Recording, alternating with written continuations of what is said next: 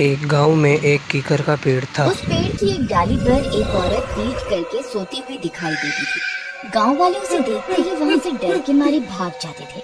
सभी गांव वालों का मानना था कि वो औरत कोई आम औरत नहीं है, वो एक चुड़ैल है जो पेड़ पर रहती है। उस इलाके में उस चुड़ैल की दहशत बहुत बढ़ गई थी। देखिए, सब लोग इस इलाके को खाली करके जा रहे हैं।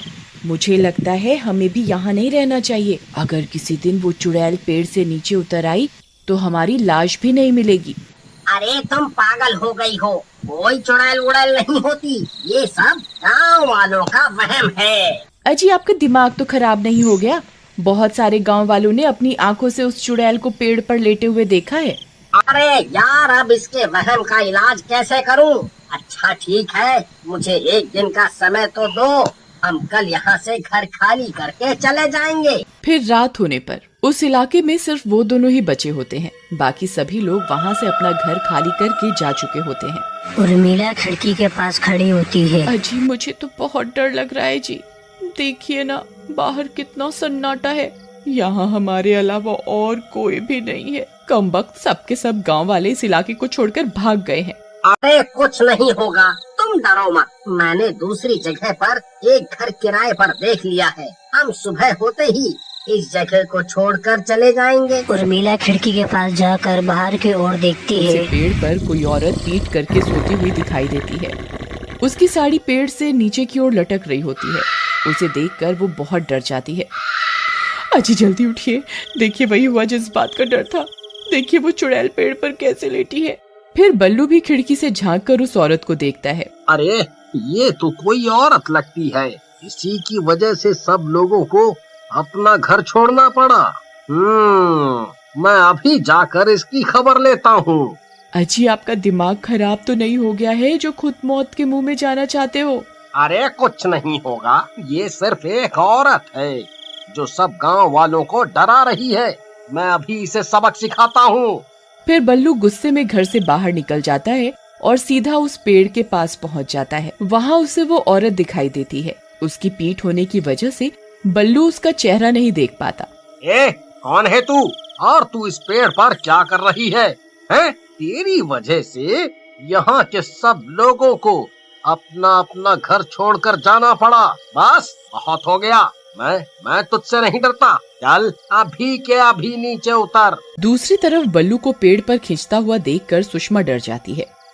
इस चुड़ैल ने तो इन्हें पेड़ के ऊपर खींच लिया, अब क्या करूं?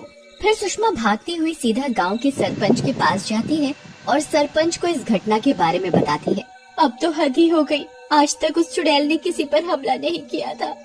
अब हमें उस पेड़ का कुछ न कुछ करना ही होगा। फिर सरपंच कुछ गांव वालों को अपने साथ लेकर उस पेड़ की ओर जाता है। देखिए सरपंच जी, ये यहीं खड़े हुए थे, तभी उस चुड़ैल ने इन्हें ऊपर की ओर खींच लिया। अरे कमबख्त, तो रुक जाओ। अरे मर गया। अरे गांव वालों रुक जाओ, यहाँ कोई चुड़ैल नहीं है। मैं तो सिर्फ चुड़ैल बनने का नाटक कर रहा था ताकि इनकी जमीनें हम दामों में खरीद सकूं। अरे मर गया ये।